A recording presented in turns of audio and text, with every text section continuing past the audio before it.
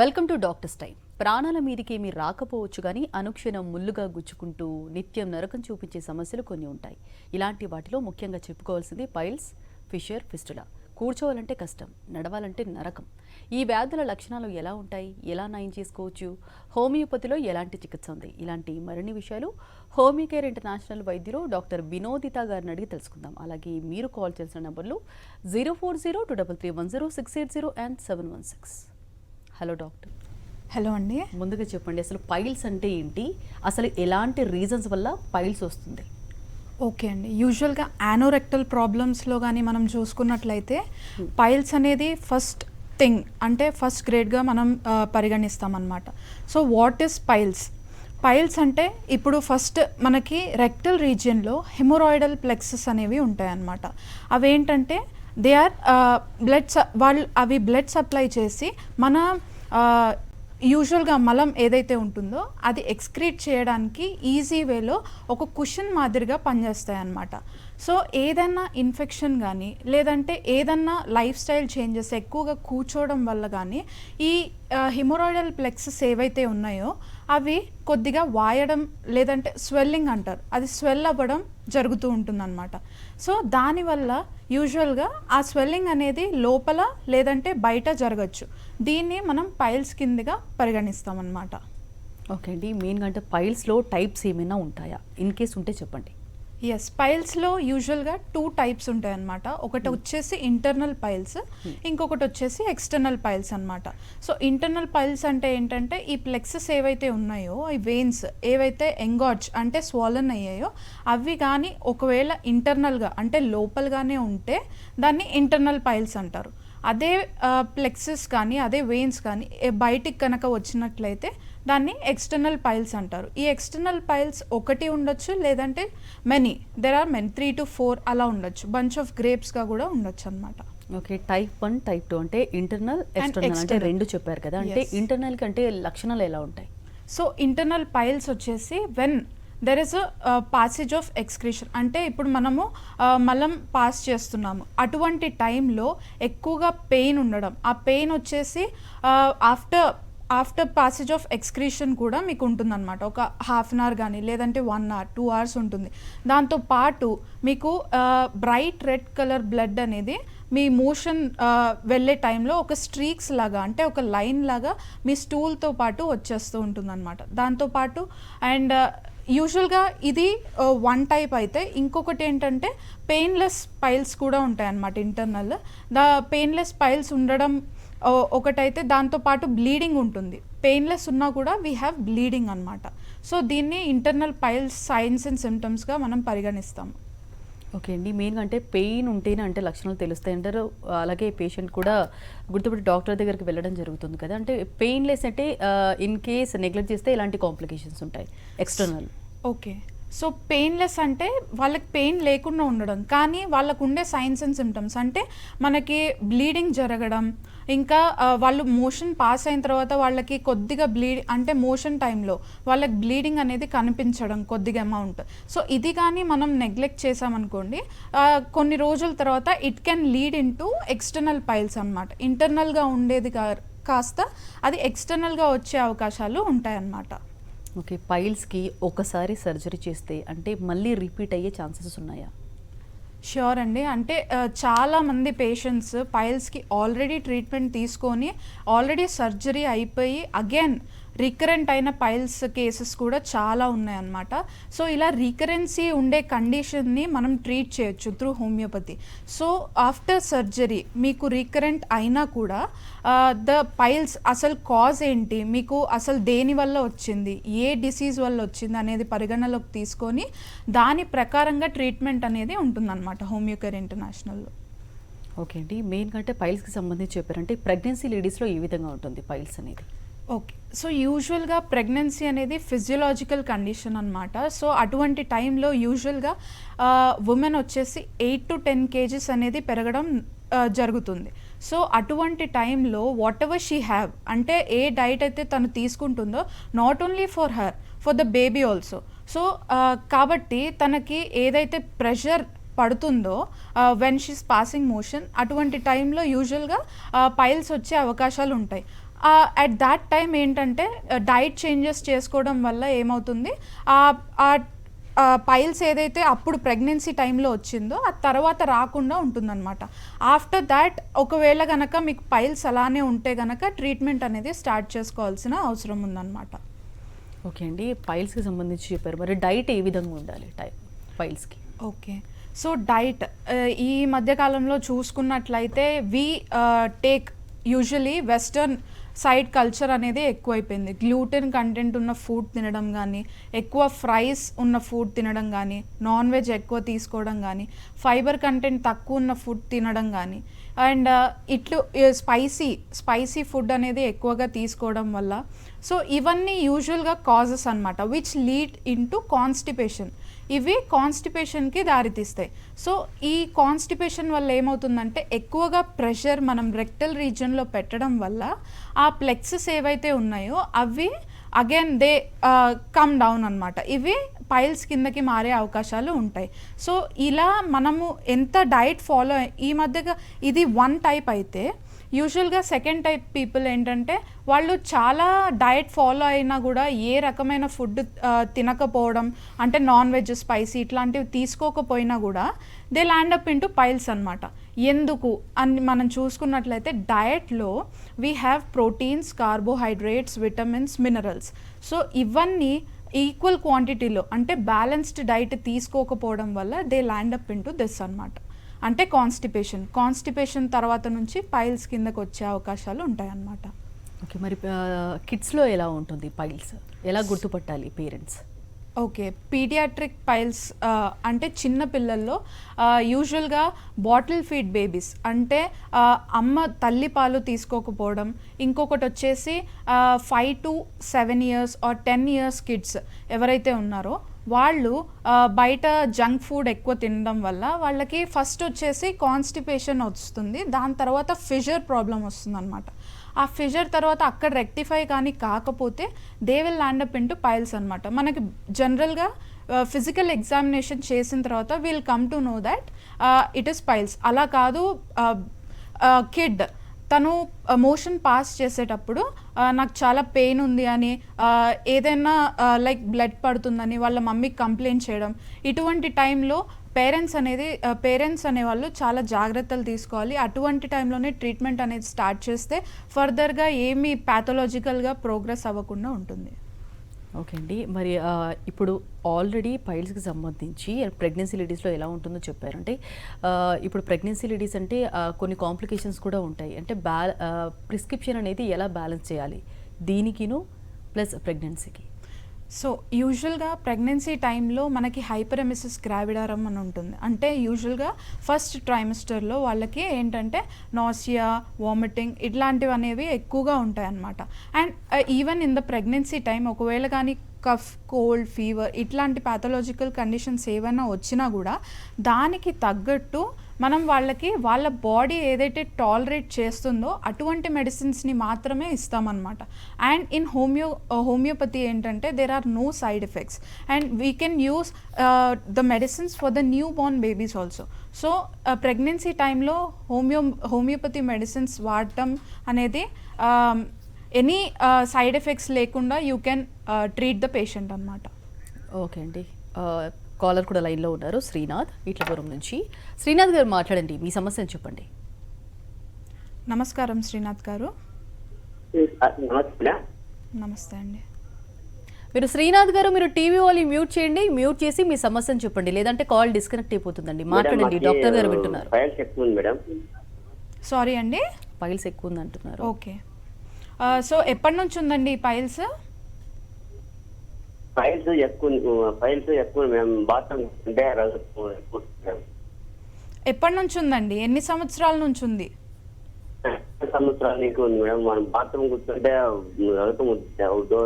వెళ్ళిపోతుంది madam. Okay అండి, మీ age ఎంత అండి? మేడం నాకు 36 ఉంటుంది మేడం. 36. మీరు ఎటువంటి డైట్ ఫాలో అవుతారండి? అంటే మీరు ఫస్ట్ ఆఫ్ ఆల్ మీరు డైట్ అనేది కరెక్ట్ చేసుకోవాలండి. దాని తర్వాత మీకు మలబద్ధకం ఏదైతే వస్తుందో దాన్ని ఫస్ట్ రెక్టిఫై చేసుకొని ఆ తర్వాత పైల్స్ అనేది రెక్టిఫై అవుతుందండి. మీకు దగ్గరలో ఏదైతే హోమియోకేర్ ఇంటర్నేషనల్ బ్రాంచ్ ఉందో దాన్ని కన్సల్ట్ అవ్వండి, తప్పకుండా మీకు ట్రీట్మెంట్ దొరుకుతుంది. ఓకే అండి, నెక్స్ట్ కాలర్ కూడా లైన్లో ఉన్నారు. ఓంకార్ రాజంపేట నుంచి. ఓంకార్ గారు మాట్లాడండి, మీ సమస్యను చెప్పండి. నమస్తే నమస్తే మేడం, నా పేరు ఓంకార్ మేడం. అది మాది వనపర్తి రాజాపేట విలేజ్. ఓకే అండి, చెప్పండి. అదే మోషన్స్ బాగా పెయిన్ వస్తుంటది మేడం. చిన్నప్పుడు అంతా చీమ్ లాగా వస్తుంటది, ద్రవం లాగా వస్తుంటది. ఓకే అండి, ఇది ఎన్నేళ్ల నుంచి ఉందండి మీకు? అది అది తెల్లగా ద్రవం లాగా చీమ్ లాగా రావడం, పెయిన్ బాగా వస్తుంటది మేడం. ఎప్పుడు కూర్చుంటది లోపల. ఓకే అండి, ఇది ఎప్పుడు ఎప్పుడు తెలిసిందండి మీకు? ఎన్ని రోజుల నుంచి ఉంది ఈ ప్రాబ్లమ్? చాలా రోజుల నుంచి ఉంది మేడం. రెనోవా హాస్పిటల్ మన అది పంజగుట్ట, అదే జూబ్లీస్ లో పంజగుట్ట ఆ ఏరియాలో ఉంది కదా మేడం, అక్కడ రెనోవా హాస్పిటల్, అవునండి, క్యాన్సర్ హాస్పిటల్. అవును రెనోవా అవునండి, అవును. అక్కడ మీరు ట్రీట్మెంట్ తీసుకున్నారా అండి? ట్రీట్మెంట్ తీసుకున్నా. అక్కడ ఏం ఎండోస్కోప్ పేషెంట్ మన కడుపుది అది ఉంటుంది, ఎంఆర్ఐ స్కాన్ అవన్నీ ఏం చేసినా మొత్తం, ఏ టెస్టులు చేసినా మొత్తం నార్మల్ వస్తుంది. సో యూజువల్గా ఏంటంటే మీకు ఫిస్చులా ప్రాబ్లం ఉన్నట్టుందండి. అంటే ఫిస్చులా అంటే ఏంటంటే మీకు ఫస్ట్ అక్కడ చీము అనేది ఏర్పడి ఆ చీము వల్ల ఏమవుతుందంటే ఒక ట్యూబ్ లాగా లోపల ఫామ్ అవుతుంది, అంటే అబ్నార్మల్ కెనల్ లాగా ఫామ్ అవుతుంది అనమాట. దానివల్ల మీకు పెయిన్ అనేది చాలా ఎక్కువగా ఉంటుంది కూర్చున్నప్పుడల్లా కానీ, అండ్ దాంతోపాటు మీకు డిశ్చార్జెస్ అంటే పస్ బయటికి వస్తూ ఉంటుందన్నమాట. సో దీనికి తప్పకుండా మీకు హోమియోపతిలో ట్రీట్మెంట్ ఉందండి. దగ్గరలో ఉండే బ్రాంచ్ని మీరు కన్సల్ట్ చేయండి. ఇన్వెస్టిగేషన్స్ ఏవైతే చేశారో అవన్నీ తీసుకొని రండి, దానికి ప్రకారంగా మేము ట్రీట్మెంట్ అనేది స్టార్ట్ చేస్తాము. ఓకే అండి, నెక్స్ట్ కాలర్ కూడా లైన్లో ఉన్నారు. ఆయిషా చిత్తూరు నుంచి. ఆయిషా గారు మాట్లాడండి, మీ సమస్యను చెప్పండి. Hello, good afternoon madam. Good afternoon Ayesha గారు, చెప్పండి. మేడం, మా వారికి స్టంట్ వేశారు మేడం రీసెంట్ గా 1.5 months బ్యాక్. ఓకే, అప్పటి నుండి మా ఆయనకి ఇది మోషన్ ఫ్రీ అవ్వడానికి ఓకే, కష్టంగా ఉంది. ఓకే ఆ అమ్మా, తర్వాత ఇది సిరప్ వాడాం మేడం మేము. ఓకే, సిరప్ అయితే యూజ్ చేసిన తర్వాత ఇప్పుడు కొంచెం ఫస్ట్ ఫామ్ అయ్యి బయటికి వస్తుంది. ఓకే. దానికి ఏమైనా సర్జరీ చేయాల్సి వస్తుందా ఏమి అడగడానికి కాల్ చేస్తాను మేడం. లేదమ్మా, సర్జరీకి వెళ్ళే అంత ఇదేం లేదు. మీరు హోమియోపతి ట్రీట్మెంట్ ద్వారానే మీరు ఏదైతే పస్ వస్తుందో దాన్ని తగ్గించుకోవచ్చు. కాకపోతే మీ దగ్గర ఏవైతే ఇన్వెస్టిగేషన్స్ అవన్నీ జరిగాయో అవన్నీ మీరు తీసుకొని దగ్గరలో ఉండే హోమియోకేర్ ఇంటర్నేషనల్ని కన్సల్ట్ చేస్తే ఆయనకి ఏదైతే ప్రాబ్లమ్స్ ఉన్నాయో దాని ప్రకారంగా ఇంకా ఆయన బాడీ టైప్కి సంబంధించి దానికి సూట్ అయ్యే మెడిసిన్స్ మాత్రమే ఆయనకి ఇచ్చే అవకాశాలు ఉంటాయన్నమాట. సో మీరు హోమియోపతి ఏంటంటే కాన్స్టిట్యూషనల్ మెడిసిన్ అనేది ఇస్తాము. సో దాని ప్రకారంగా ట్రీట్మెంట్ అనేది స్టార్ట్ చేసుకోండి. సో మెయిన్గా మరి పైల్స్ గురించి చెప్పారు, మరి ఫిషర్ అంటే ఏంటి, వీటికి రీజన్స్ ఎలా ఉంటాయి? ఓకే, యూజువల్గా ఫిషర్ అంటే ఏంటంటే మన రెక్టల్ ఏరియా ఏదైతే ఉందో, అంటే మోషన్ పాస్ చేసే ఏరియా ఏదైతే ఉందో అక్కడ due to constipation or any pressure, అంటే ఏదైనా ప్రెషర్ పడడం వల్ల, లేదంటే మలబద్ధకం ఎక్కువగా అంటే క్రానిసిటీ చాలా ఇయర్స్ నుంచి ఉండడం, లేదంటే చాలా రోజుల నుంచి మీకు మలబద్ధకం ఉన్నట్లయితే ఏమవుతుందంటే ఆ చుట్టుపక్కల ఏరియా ఏదైతే ఉందో అక్కడ మీకు క్రాక్స్ అంటే స్కిన్ అనేది తెగడం జరుగుతుందన్నమాట. దీన్ని మనం ఫిషర్స్ అని అంటాం అన్నమాట. సో ఈ ఫిషర్స్ ఏంటంటే చుట్టుపక్కల ఏరియా ఏదైతే ఉందో అది సూపర్ఫిషియల్గా ఒకవేళ కానీ తెగినట్లయితే అది ప్రెషర్ వల్ల తెగినట్లయితే దానికి కొంచెం కొద్దిసేపు అనేది మంట, పిన్ గుచ్చినట్టు సెన్సేషన్ ఉంటుందన్నమాట. బర్నింగ్ సెన్సేషన్ ఉంటుంది, అంటే మంటలాగా ఉంటుందన్నమాట మోషన్ పాస్ అయిన తర్వాత. ఆ మంట వచ్చేసి ఒక 1/2 hour 1 hour 2 hours వరకు ఉండొచ్చు. అంటే మీ ఆ డీప్ కట్ ఎంతవరకు కట్ అయిందో అంత పీరియాడిసిటీ మీకు ఉంటుందన్నమాట, అంత సివియారిటీ ఉంటుంది. సో ఇదేంటంటే యూజువల్గా కాజెస్ ఏంటంటే కాన్స్టిపేషన్ అనమాట మెయిన్ కాజ్. అది ట్రీట్ చేసుకోలేకపోతే ఫిషర్స్ అనేది ఫస్ట్గా మనం చూస్తూ ఉంటాము. ఈ ఫిషర్స్ అనేది again if you are not treating it properly, దీనివల్ల ఇక్కడే ట్రీట్ చేయకపోతే then you will land up into piles అనమాట. ఓకే అండి, మెయిన్గా అంటే ఫిషర్ గురించి చెప్పారు. ఫిషర్ లక్షణాలు అనేది అందరిలో ఒకేలాగా ఉంటాయా, ఏమైనా డిఫరెన్స్ ఉంటాయా?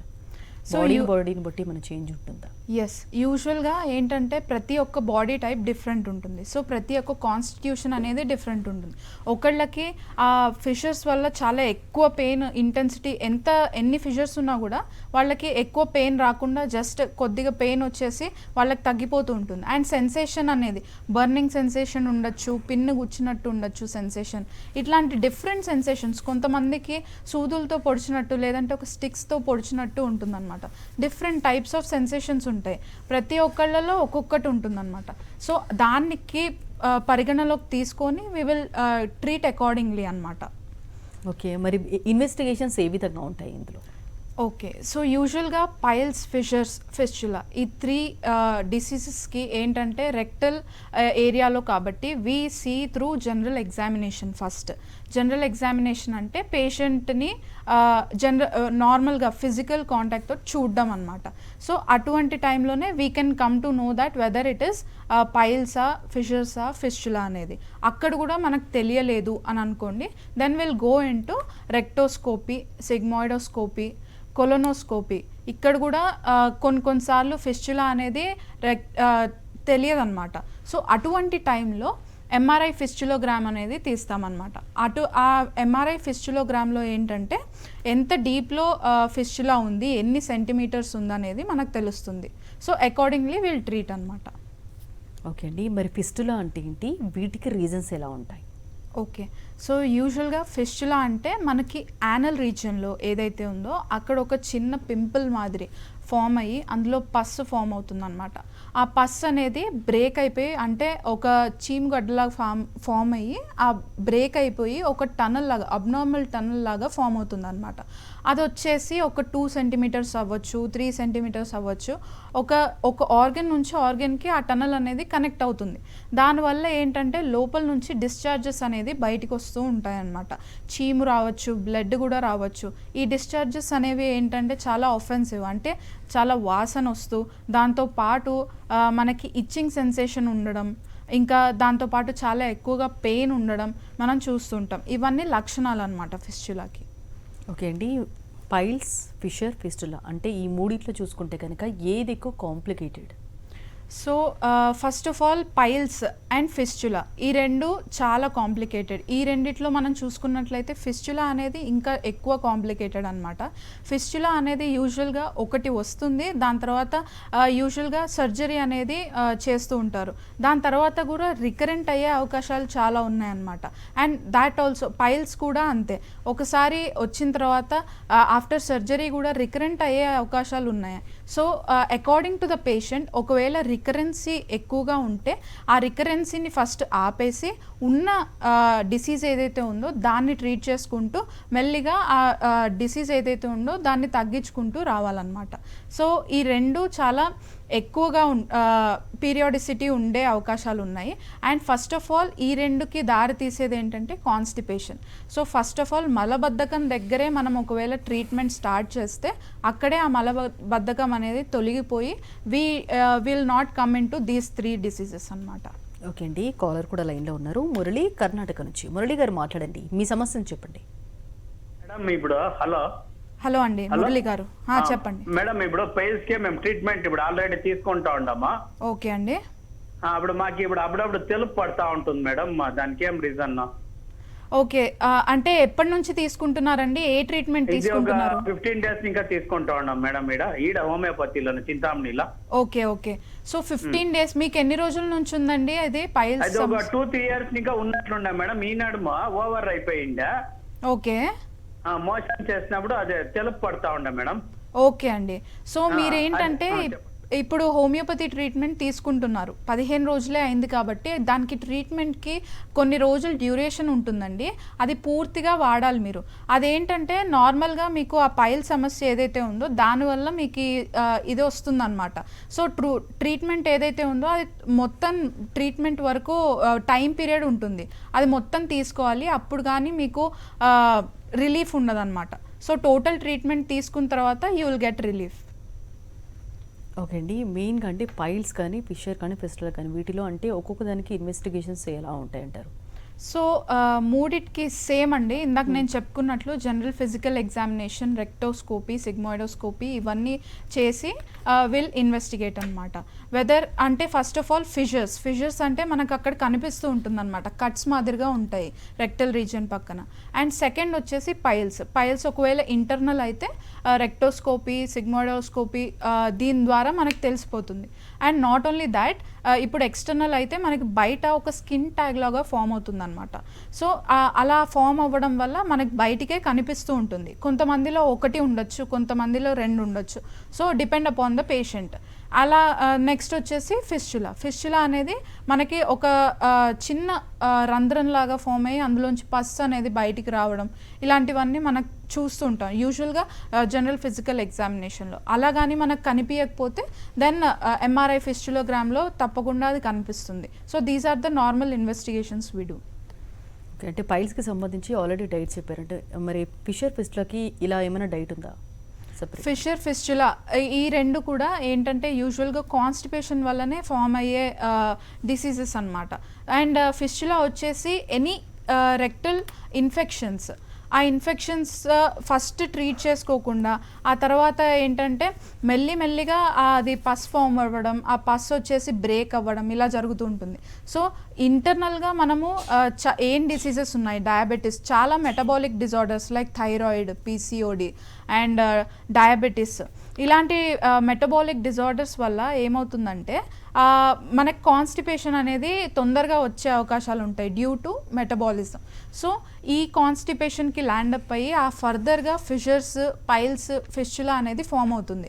ఫిస్చులా ఇంకా చాలా ఇన్ఫెక్షన్స్ లైక్ అల్సరేటివ్ కొలైటిస్ వల్ల కానీ and different types of diseases వల్ల కానీ ఫిస్చులా ఫామ్ అవుతుంది. So first of all we need to rectify A disease వల్ల ఏంటి కాజ్ ఏంటి అనేది ఫస్ట్ రెక్టిఫై చేసుకొని దాని ప్రకారంగా మనం ట్రీట్మెంట్ అనేది స్టార్ట్ చేసుకుంటే తప్పకుండా తగ్గే అవకాశాలు ఉంటాయన్నమాట.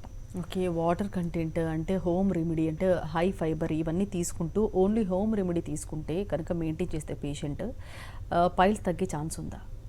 ఓకే, సో యూజువల్గా పైల్స్లో అనేది గ్రేడ్స్ ఉంటాయి అన్నమాట. Grade 1, grade 2, grade 3, grade 4 4 grades ఉంటాయి.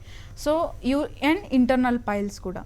అండ్ ఏ గ్రేడ్లో ఉంది, ఎటువంటి డిసీజ్ ఉంది అంటే ఫస్ట్ ఒకవేళ ఇంటర్నల్గానే ఉంటే కనుక గ్రేడ్స్ గురించి మాట్లాడదామండి. కాలర్ కూడా లైన్లో ఉన్నారు, ప్రసాద్, కృష్ణా జిల్లా నుంచి. ప్రసాద్ గారు మాట్లాడండి, మీ సమస్యను చెప్పండి. హలో మేడం గారు. నమస్తే ప్రసాద్ గారు. నాకు ఫిస్టులా ఉందండి. ఓకే అండి. ఇప్పుడు వచ్చి కూడా దాదాపు 12 సంవత్సరాలండి. ఓకే, అది 1 కాదు 2 వచ్చినాయండి. తర్వాత ఈ శనిచ్చిపోయి మళ్ళీ రాలేదండి. ఓకే అండి. ఏమైనా ట్రీట్మెంట్ తీసుకున్నారా సార్ దీనికి ముందు? ట్రీట్మెంట్ అంటే ఊళ్ళో ఆర్ఎంపీ డాక్టర్ల దగ్గర తీసుకున్నానండి. ఓకే అండి. సో ఇప్పుడు ప్రస్తుతం మీకు ఆ సమస్య ఉందా అండి? ఇప్పుడు లేదండి ప్రస్తుతానికైతే. ఓకే, మళ్ళీ రికరెంట్ అయ్యే అవకాశాలు ఉండొచ్చు సార్, ఎందుకంటే మీకు ఆల్రెడీ 2 times వచ్చింది. సో ఏంటంటే మీ బాడీ టైప్ ప్రకారం మేము హోమియోపతి మెడిసిన్స్ ఇస్తామన్నమాట. మీకు డయాబెటీస్ కానీ బీపీ కానీ ఇట్లాంటి ఏమన్నా సమస్యలు ఉన్నాయా? సో ఇటువంటివి ఏమన్నా ఉంటే దాని ప్రకారంగా మనం ట్రీట్మెంట్ అనేది స్టార్ట్ చేసుకుంటూ అండ్ యూజువల్గా ఇలా రీకరెంట్ అవ్వకుండా స్టాప్ చేసి మళ్ళీ రాకుండా ఉండడానికి మనము మెడిసిన్స్ అనేది ఇస్తామన్నమాట. సో ఇలా డిసీజ్ ప్రోగ్రెస్ కాకుండా అక్కడే కట్ చేసి will give the medicines. So దగ్గరలో ఉండే హోమియో కేర్ ఇంటర్నేషనల్ని కన్సల్ట్ చేయండి సార్, తప్పకుండా మీకు బెస్ట్ ట్రీట్మెంట్ అనేది లభిస్తుంది. ఓకే అండి, గ్రేడ్స్ గురించి మాట్లాడుతున్నారు, చెప్పండి. సో యూజువల్గా పైల్స్లో వచ్చేసి 4 గ్రేడ్స్ ఉంటాయి. సో గ్రేడ్ 1లో ఏంటంటే మనకి బర్నింగ్ అంటే మోషన్ పాస్ అయిన తర్వాత మంటగా ఉండడం అండ్ దాంతోపాటు కొద్దిగా పెయిన్ ఉండడం అండ్ దాంతోపాటు కొంచెం రెడ్ స్ట్రీక్స్గా బ్లడ్ అనేది రావడం, కొంతమందిలో రాకపోవచ్చు, కొంతమందిలో రావచ్చు అనమాట. ఇది first grade. And motion pass అయ్యేటప్పుడు ఏంటంటే లోపల ఏదైతే వాచి ఉంటుందో ఆ స్కిన్ ట్యాగ్ ఏదైతే ఉందో అది అనేది కొద్దిగా బయటికి వచ్చి మోషన్ అయిపోయిన తర్వాత again it will go back by it self, అంటే దానంతట అది లోపలికి వెళ్ళిపోతుంది అనమాట. అండ్ సెకండ్ గ్రేడ్ వచ్చేసి ఏంటంటే ఈ మోషన్ పాస్ అయ్యేటప్పుడు చాలా ప్రెషర్ వల్ల ఆ స్కిన్ ట్యాగ్ అనేది బయటికి వచ్చేసి అండ్ దాంతోపాటు బ్లడ్ రావడం, పెయిన్ ఎక్కువగా ఉండడం అనేది జరుగుతుంది. అండ్ దీన్ని ఏంటంటే దానంతట అది లోపలికి వెళ్ళిపోతుంది కొంతసేపు అయిన తర్వాత. దెన్ థర్డ్ గ్రేడ్ వచ్చేసి ఏంటంటే మోషన్ పాస్ అయిన తర్వాత అది బయటికి వచ్చేసి అండ్ అది లోపలికి మనం మాన్యువల్గా చేసుకోవాలన్నమాట. అంటే వేలితో నొక్కితే కానీ వెళ్ళదు అది లోపలికి. దాంతోపాటు కొద్దిగా బ్లడ్ పడడం కానీ, పెయిన్ ఎక్కువగా ఉండడం కానీ, కూర్చోడానికి రాకపోకుండా ఉండడం కానీ, ఇలాంటివన్నీ గ్రేడ్ 3లో ఉంటాయి. గ్రేడ్ 4లో అండ్ గ్రేడ్ 4లో ఏంటంటే మొత్తం పైల్స్ అనేవి బయటికి వచ్చేసి ఉంటాయి అన్నమాట. ఓకే అండి, పైల్స్ గురించి, ఫిషర్ గురించి, ఫిస్టులా గురించి చాలా డీటెయిల్గా ఎక్స్ప్లెయిన్ చేశారండి. Thank you.